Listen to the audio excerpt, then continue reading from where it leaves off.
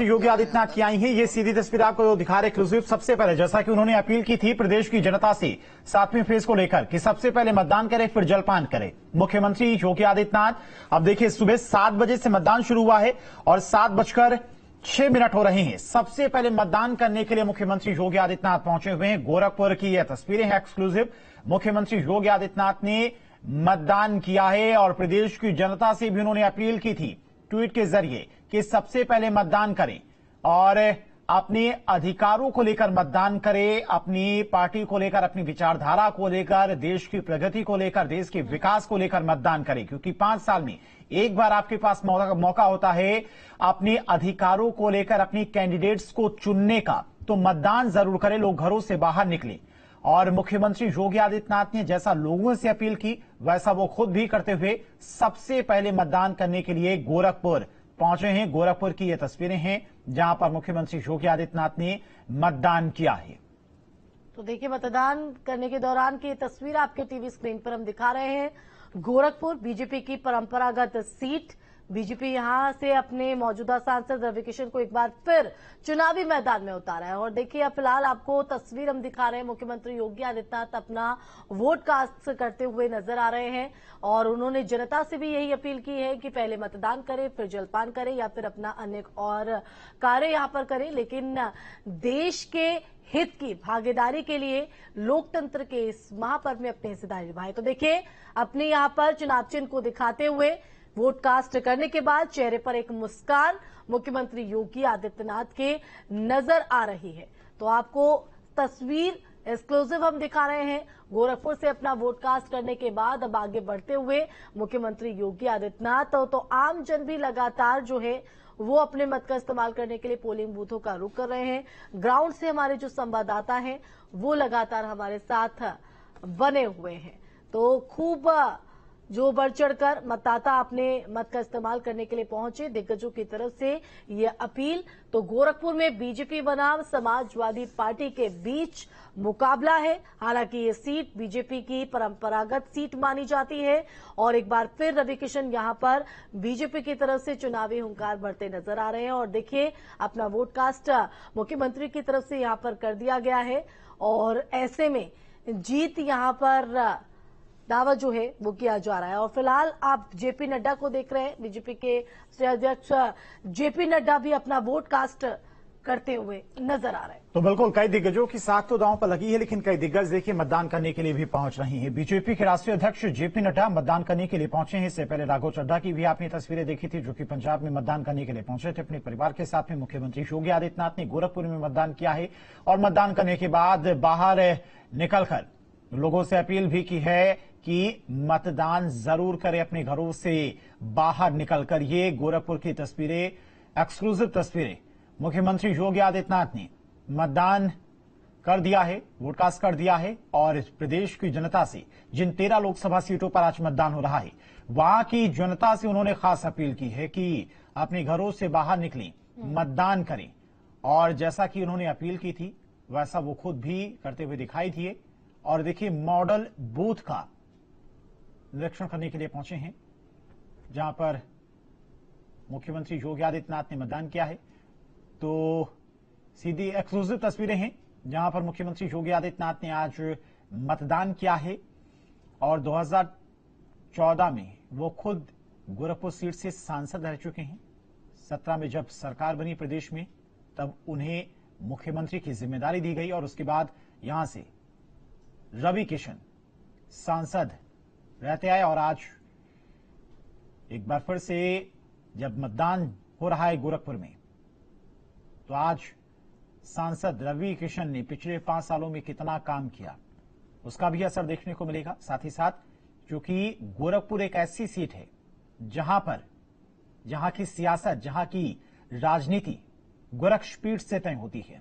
गोरक्षपीठ का असर गोरखपुर के आसपास की सीटों पर भी दिखाई देता है और मुख्यमंत्री योगी आदित्यनाथ का प्रभाव गोरखपुर सीट के साथ साथ आसपास की सीटों पर भी देखने को मिलता है। क्या कुछ मुख्यमंत्री कह रहे हैं वो सुन लेते हैं। मित्रों,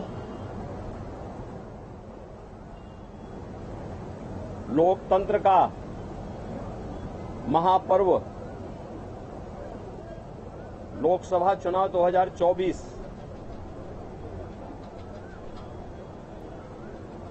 अंतिम चरण का चुनाव आज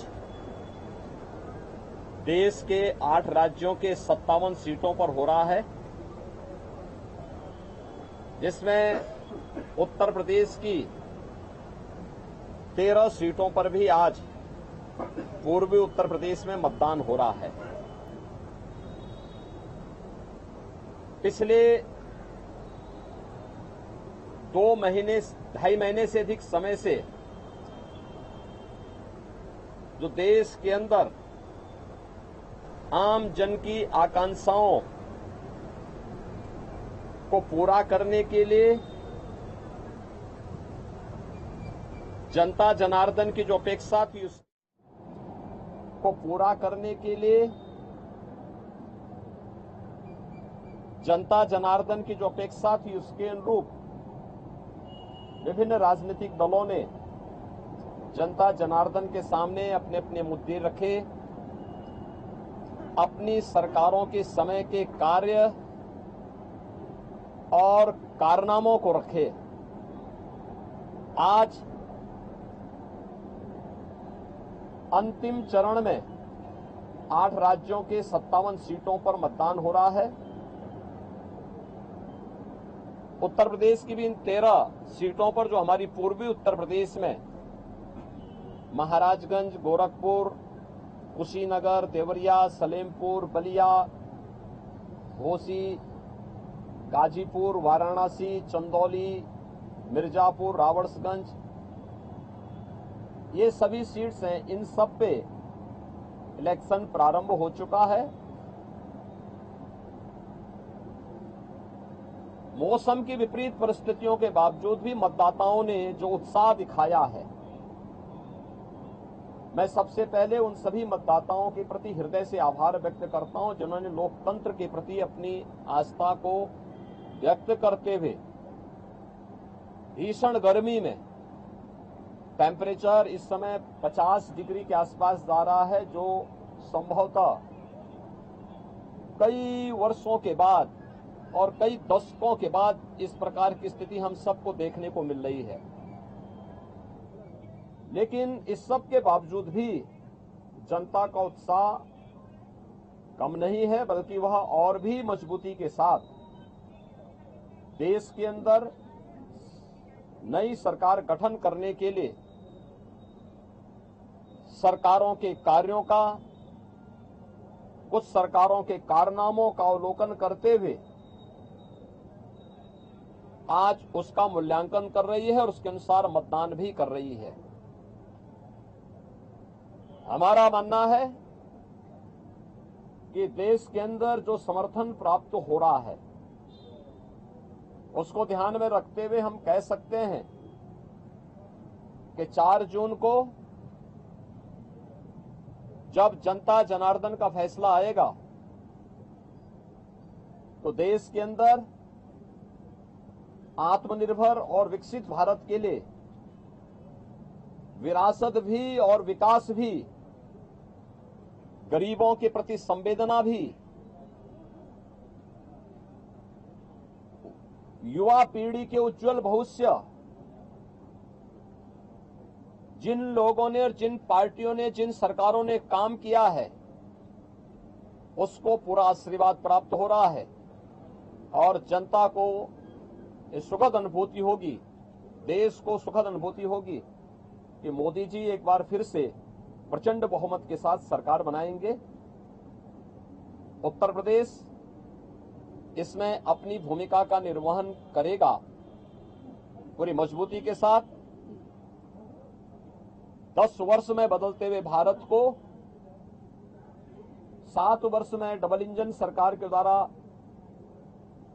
एक नए उत्तर प्रदेश का दर्शन कराया है, जिसमें सुरक्षा और विरासत के साथ साथ विकास के एक नए युग में उत्तर प्रदेश ने प्रवेश किया है। यह एक सुखद अनुभूति उत्तर प्रदेश वासियों के लिए, यहाँ के युवाओं के लिए, यहाँ के किसानों के लिए, यहाँ की बहनों और माताओं के लिए, बेटियों के लिए, व्यापारियों के लिए, समाज के प्रत्येक तबके के लिए सबका साथ और सबके विकास की भावना के साथ मोदी जी के नेतृत्व में जो कार्य हुआ है, मुझे लगता है कि जनता जनार्दन का वह आशीर्वाद मोदी जी को, भारतीय जनता पार्टी को पूरे देश के अंदर प्राप्त हुआ है, हो रहा है।